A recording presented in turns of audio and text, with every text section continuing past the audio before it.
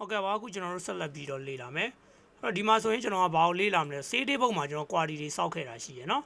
အဲ့တော့ CD ဘုတ်မှာ query ရှိရယ်ဆိုတော့ကျွန်တော် data တွေက show query ဆိုတာလေးကိုသွားလိုက်မယ်အဲ့တော့ဒီမှာကျွန်တော်ကဘာထည့်မှာလဲဆိုတော့เนาะဒီမှာကျွန်တော်တို့ query 5ခုရှိရယ်ပေါ့နော် say CR say DR say discount CR နဲ့ say discount CR ဆိုတဲ့ဟာရယ်ပြီးတော့ say လဲကြရယ်ဆိုတာရှိတယ်เนาะအဲ့မှာကျွန်တော်ထည့်မဲ့ကောင်က say CR ဆိုတဲ့ကောင်လေးကိုကျွန်တော် double click နှိပ်လိုက်မယ်အပေါ်ကဟာလေးကိုပဲ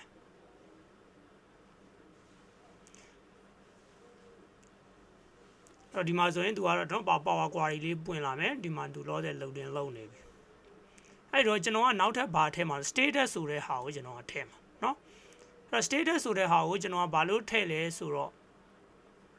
ဒါ cut flow ပေါ့နော် cut flow direct method တွေကိုကျွန်တော်ကဒီကောင်ကိုထည့်ချင်းထွက်တယ်အဲ့တော့ကျွန်တော်ဟုတ်ပြီ s ဆိုတဲ့ new column လေးခေါ် add column လေးနှိပ်လိုက်မယ်ပြီးတော့ custom column ပေါ့နော်အဲ့တော့ဒီမှာကျွန်တော်ကနာမည်လေးတူအောင်ပေးလိုက်မယ်နော်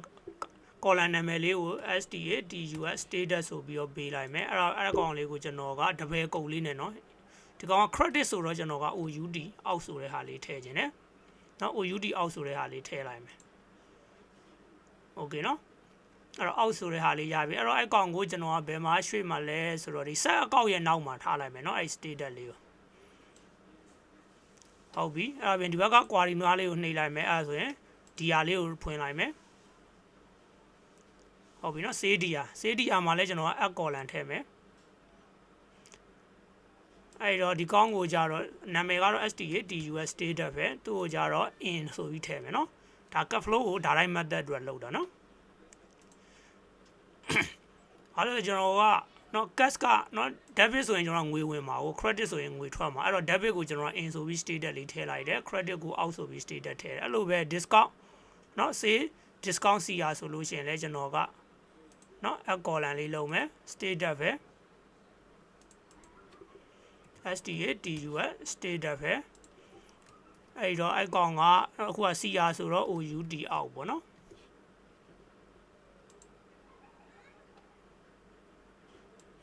ဟုတ်ပြီအဲ့တော့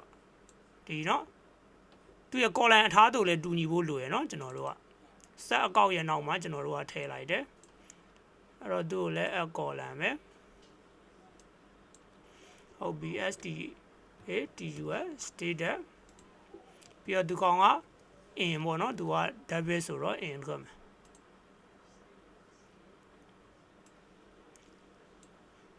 ဟုတ်ပြီ in နော်ကျွန်တော်သိကြအောင်ပြန်ဆက်လိုက်မယ်ဒီကောင်က OK မှန်ပြီနော်အဲ့ဒါပြီးတော့မှကျွန်တော် home ထဲကနေ close and load to ဆိုတဲ့ဟာလေးနော် close လုပ်လိုက်မယ်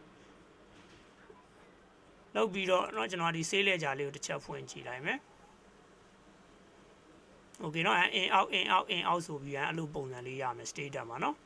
အဲ့မှာကျွန်တော်တို့ကဒါ cut flow statement တွေကျွန်တော် direct method နဲ့ဆွဲမှာနော်အဲ့ဒါလေးထည့်ပေးလိုက်တယ်ဒါတွေကကျွန်တော်တို့အခုလို auto ထည့်ပေးခြင်းအတွက်ကျွန်တော်တို့ကနော်လူကနောက်ကနေ manual လိုက်ပြီးတော့ entry လုပ်ဆရာမလို့တော့အဲ့ဒါလေးတွေကျွန်တော်တို့တတ်တာတယ်ပေါ့နော်အဲ့တော့ close and load to လေးလုပ်လိုက်မယ်အဲ့တော့ဟုတ်ပြီနော်ဒီမှာဆိုရင်ကျွန်တော်ကသူ့ကိုရပါတော့ရှိတဲ့အော်ဆေးလက်ကြဆိုလဲရှိเนาะအဲ့ကောင်ကြီးကိုလောတယ်ကျွန်တော်က table မခေါ်သေးဘူးเนาะ delete လုပ်လိုက်မယ်เนาะဟုတ်ပြီเนาะဒါဆိုရင် तू ကရိုးရိုးဆေးလက်ကြ connection only ပဲထွက်သွားပြီခုနကကျွန်တော် table စောက်တာ table စောက်ချင်လဲလွယ်ပါเนาะကျွန်တော်တို့ right click လေးထောက်လိုက်ဒီ query လေးပေါ်မှာပြီးတော့မှ load to ဆိုတဲ့ဟာလေးကိုနှိပ်လိုက်ပေါ့เนาะအဲ့မှာ table ဆိုတာလေးပေါ်လာလိမ့်မယ်အဲဒီမှာเนาะ table ဆိုတာလေးပေါ်လာလိမ့်မယ်ပြီးတော့ new ဝါရှိလား existing ဝါရှိလားကို table စောက်မဲ့နေရာကိုရွေးလိုက်ပေါ့เนาะအဲ့ဒါဆိုရင် table လေးကျလာလိမ့်မယ်ဟုတ်ပြီလောတဲ့ဒီတိုင်းလေးပဲထားလိုက်မယ်နော်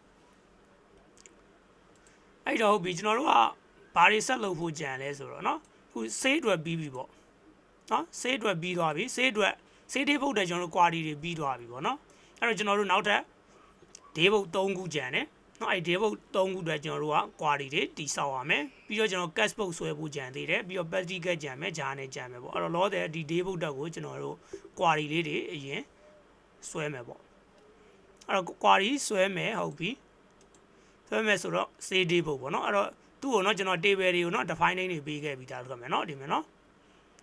db srdb ဆိုတဲ့ဟာလေးနော်ဟုတ်ကဲ့ပါကျွန်တော်နောက်သင်ခန်းစာမှာဒီ save return day ဖို့လည်းကျွန်တော် query လေးတွေထပ်ပြီးတိစောက်မှာတွေ့ပါတယ်အားလုံးကိုကျေးဇူးတင်ပါတယ်